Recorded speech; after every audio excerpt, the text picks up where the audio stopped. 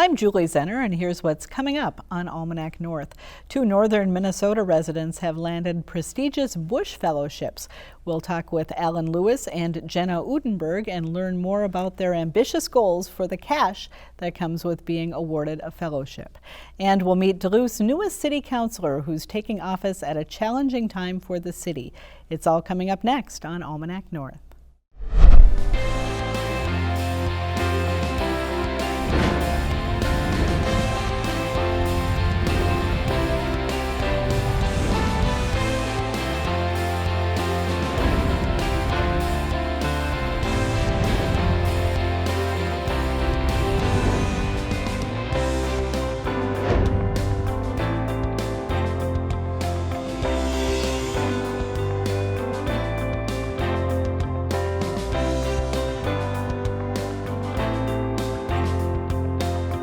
Hello and welcome to Almanac North. Thanks for watching. Dennis is off this week as we alternate hosting the program during the pandemic. This week's show was recorded on Thursday afternoon.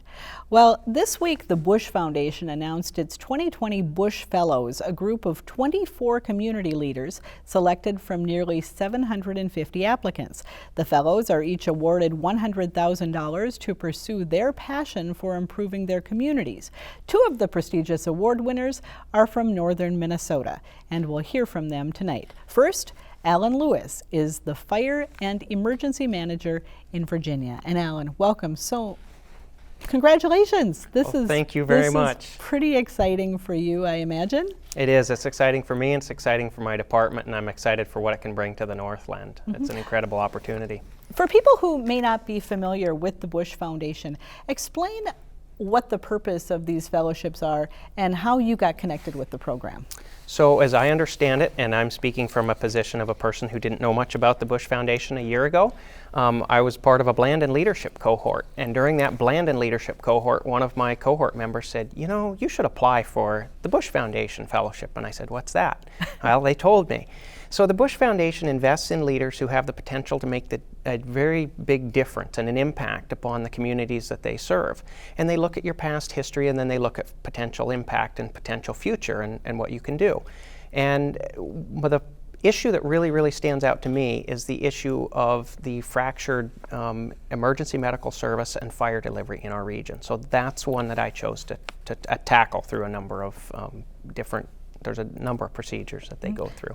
So you're leading a consolidation of 2 area fire departments? Is that correct? That is correct. At this time, it's the Mountain Iron, City of Mountain Iron and City of Virginia have jointly agreed to have taken a unanimous council vote, which how many times does a council do anything unanimously? But they have both voted to proceed with consolidation of both fire departments. When you look at the Iron Range, you have a very fractured, regionalized system of fire and emergency service delivery. Within a 5-mile radius, you have literally 5 different fire departments.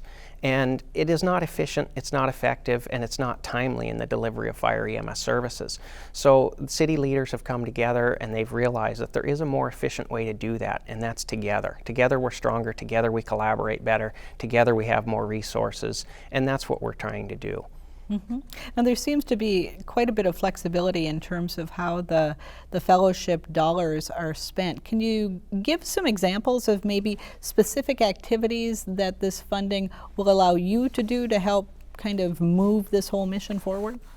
Yeah, so one of the things that I think is very important is education. So I completed my master's recently, and now I actually teach at the university where I graduated from as an adjunct professor. So to me, education is very important, especially with fire and EMS. We need leaders who are educated, who are informed, who understand the issues. And I believe that I myself need more education, so that's one reason I've chosen to go to the Harvard Kennedy School of Government to pursue their Executive Certificate in Public Leadership. And that's a series of classes that focuses on collaboration, it focuses on consensus building, and it focuses on what senior executives in state and local governments do. So that educational component will be part of the Bush Foundation's grant or fellowship that I will pursue. Now, I understand that one of the goals is to really forge some alliances between public, corporate, nonprofit leaders. How do you see all of those different sectors maybe coming together to support this consolidation and to really improve emergency services on the range? So business and industry is a very, very large part of the Iron Range and especially the mining industry. But those that are in those business leadership position, the IRRR that has the funding from that sources that helps the funding, bringing together the different elements from the mining organizations, timber industries and such. Those industries all depend on fire and emergency services in order to assure that their workers are safe and to assure that our communities are well protected. They support this kind of consolidation and this collaboration together because they depend on emergency services, at the times when they need them. So they've been very, very supportive of efforts along these lines. Are there any unique challenges for firefighters working in this area because of those heavy industries that you potentially have to deal with?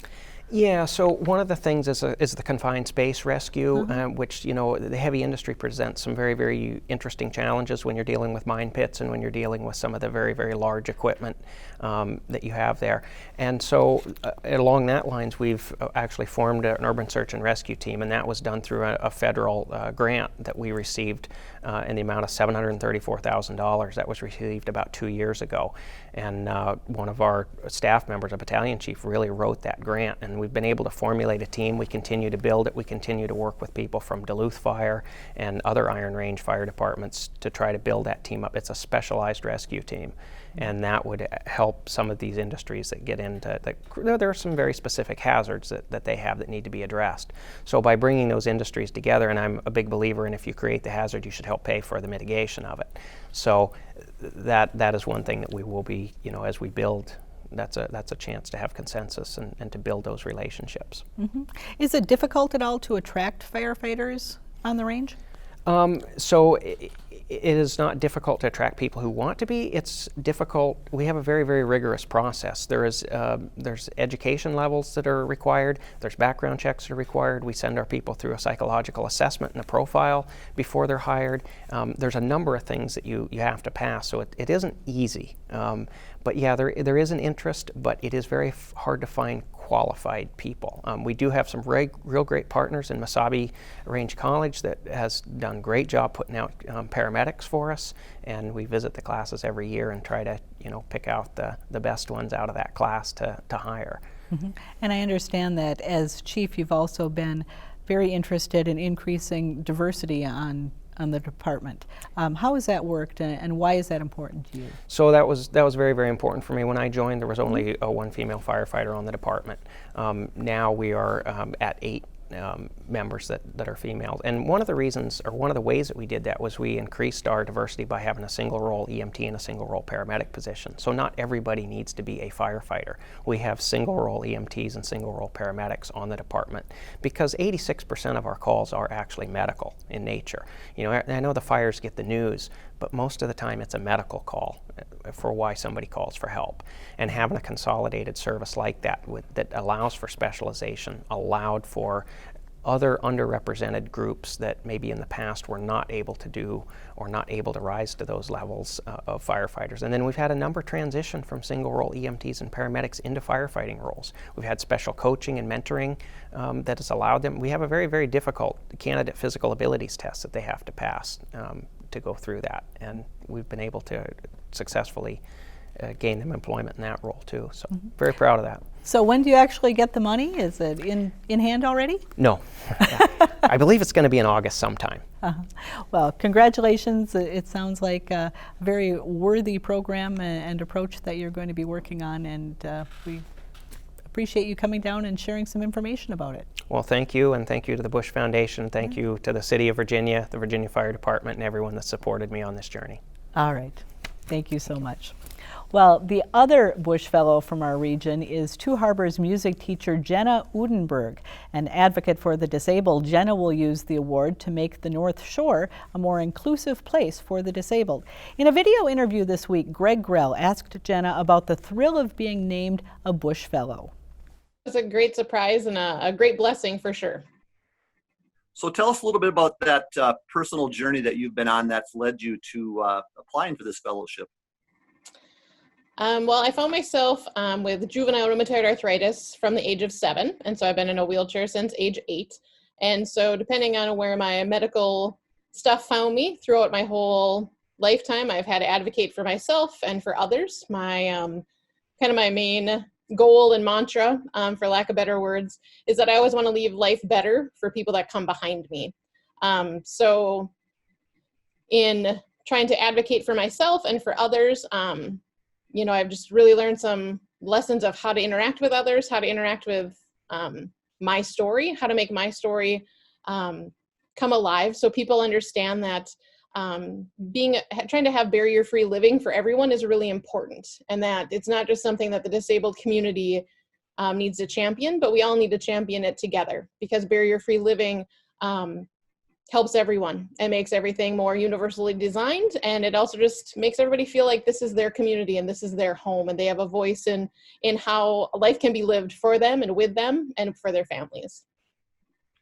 Tell us a little bit about when you learned that applying for this Bush Fellowship might be a way for you to continue that growth and that process for you.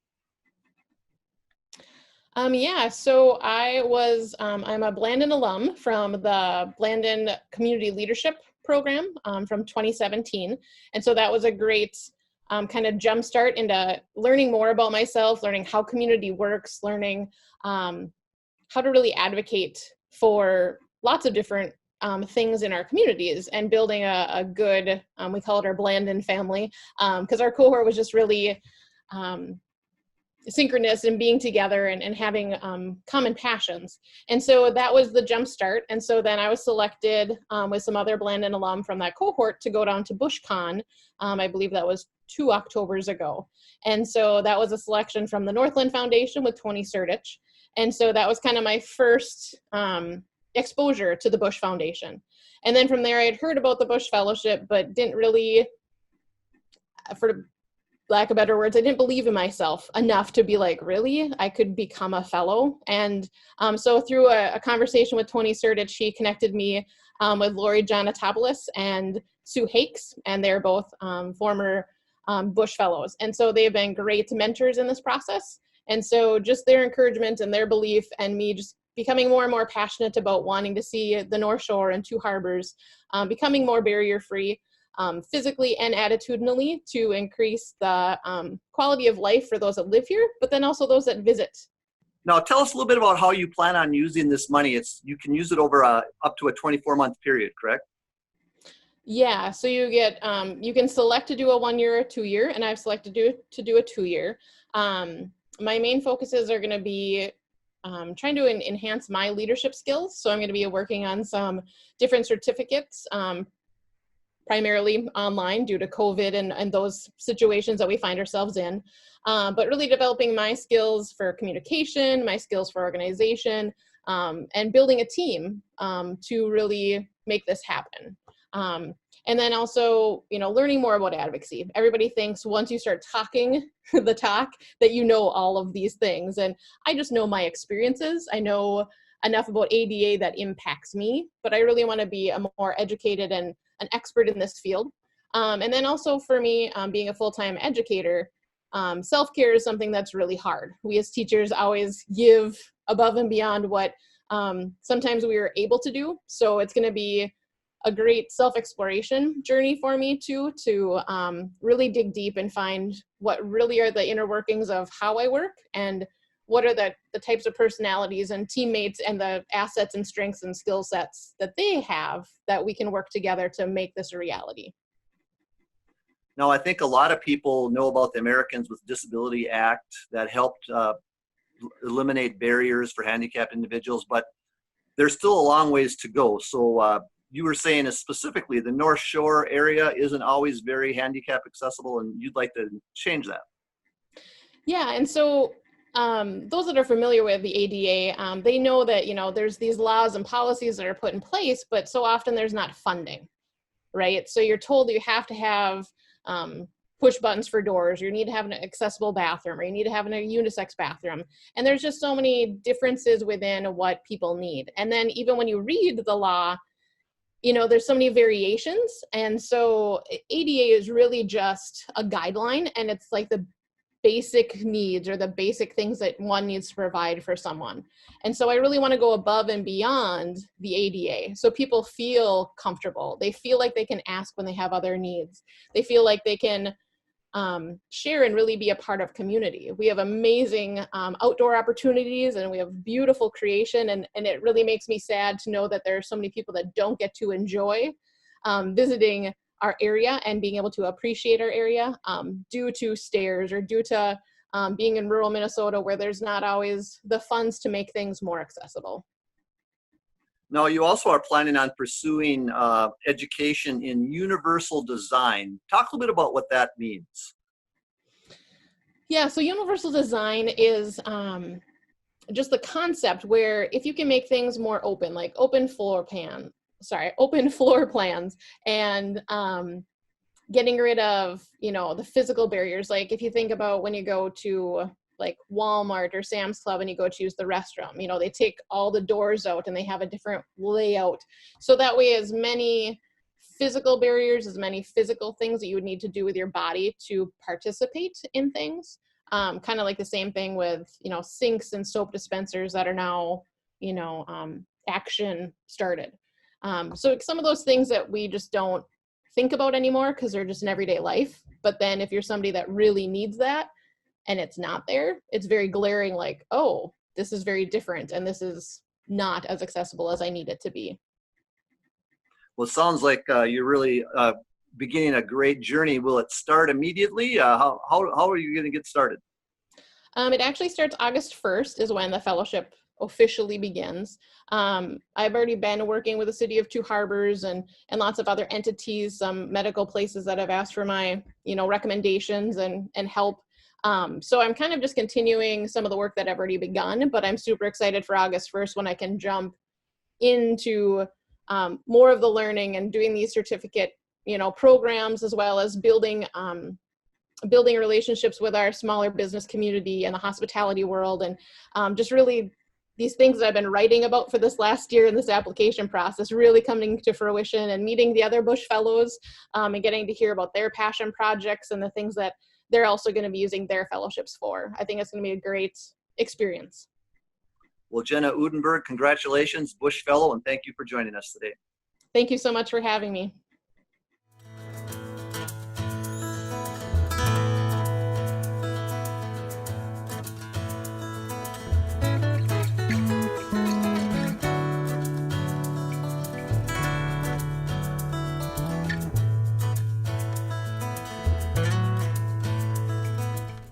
This week, a new councilor was selected by the Duluth City Council to replace Barb Russ, who resigned due to health concerns.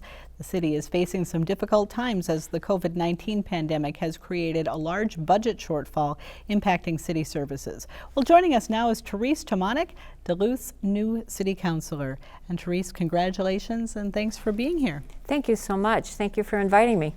For those who may not know your background, share a bit about yourself and the experience that you bring to the Duluth City Council. Well, I have a wide variety of backgrounds. I went to school at UMD and then moved back to St. Paul where I was born, went to chiropractic college there, and then moved up here in 1981 to open my practice. I was the first female chiropractor in the city of Duluth. And I practiced in my own practice for 16 years, and then I was acquired by a larger organization and worked there for 10. Mm-hmm. And then in midlife, I went to seminary and graduated in 2014, was ordained in 2015, and I've worked as a minister and a chaplain since then. Mm-hmm. So why were you interested in this position? I think it's really a wonderful opportunity to work collaboratively with the other councilors, the mayor, the administration, to affect some change in Duluth. And I think the time is just right for me to have the time to serve. I have the passion to serve, and I wanted to do that work now. Mm-hmm. What do you think are the biggest challenges facing Duluth at this time? Unfortunately, the biggest challenge is going to be the budget and all that COVID-19 has forced upon us. Mm-hmm. Duluth was a very thriving city. We were really moving forward, but that budget is going to be painful. The discussions and the decisions we're going to have to make are going to be very, very difficult. And that's where we're going to need input from the community, consensus on the council, and working to make it as easy a process as it can be, though it won't be. From what you know of what the city provides and city services, how would you deal with the shortfalls? I'm pretty new. Are there areas where you would really want to focus those limited resources? Well, you know, we can look at all the FTEs, the full-time equivalents that we have. We pay a lot in paying our employees, and that's going to be difficult. We've had concessions from one of the bargaining units in Duluth, and that was a wonderful thing. We also have to look at some of the city assets on what are we going to do to support them, or are we going to have to divest? I think a lot of it depends on when we can open things up again, when we can safely have tourists, to see how long this process will last, and when we can get that economy going full steam ahead again. Well, speaking of the economy, what are your ideas in terms of what the city can do to help local businesses that have been impacted by this, because their success actually leads to the city's success? Right.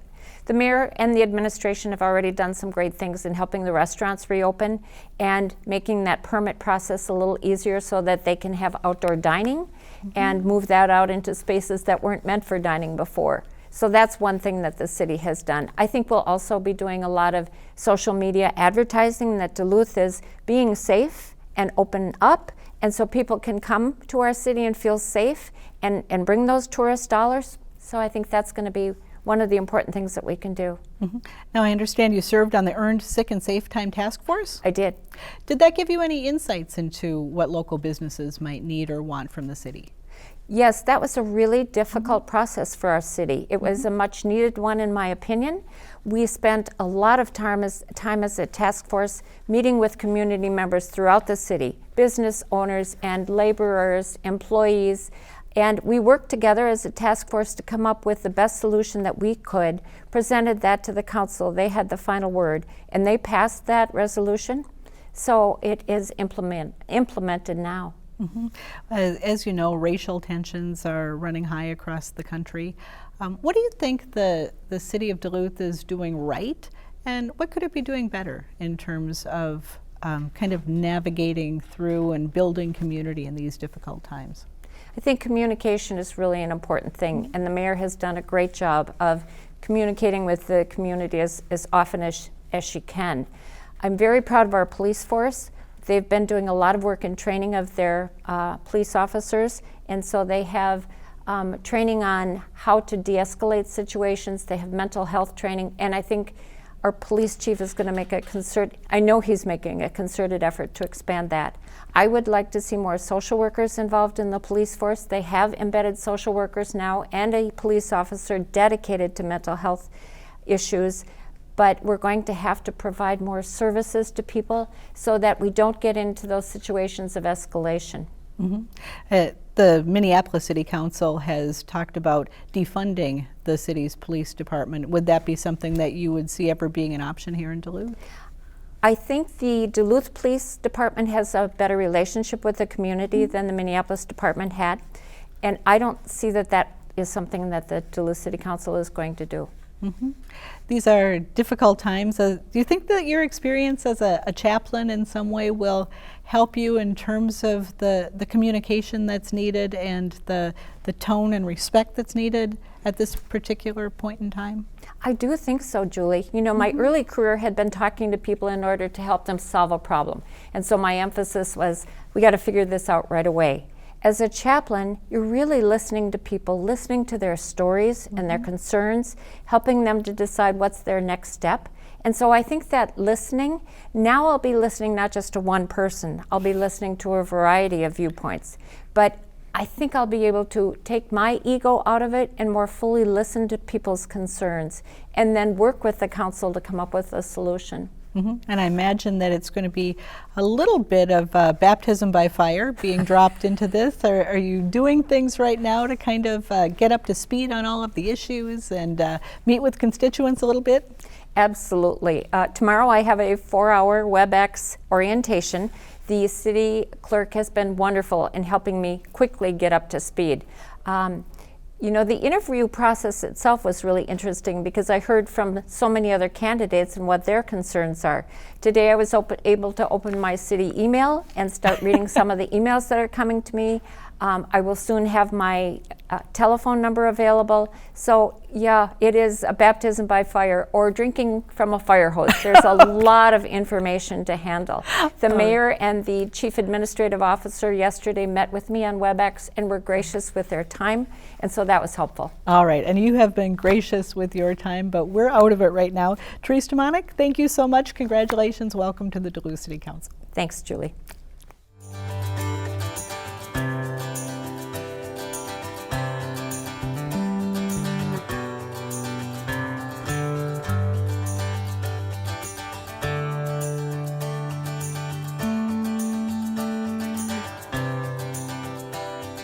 And finally this week, there was another turn of the dial in Minnesota as businesses and other facilities slowly reopen in the state. As of Wednesday, restaurants and bars can now serve customers indoors again at 50% capacity.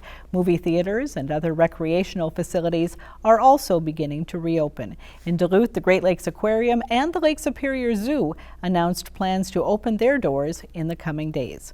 You can follow Almanac North on our social media sites at home or when you are out supporting those local businesses. You'll find us on Facebook, YouTube, and Twitter, and visit the WDSE website to watch past episodes of our show or download the PBS video app for this and all of your favorite public television programs. If you are watching this program on Friday night, stay tuned for Almanac North Focus on Systemic Racism, hosted by Michael Lagarde, right here at 8:30 p.m.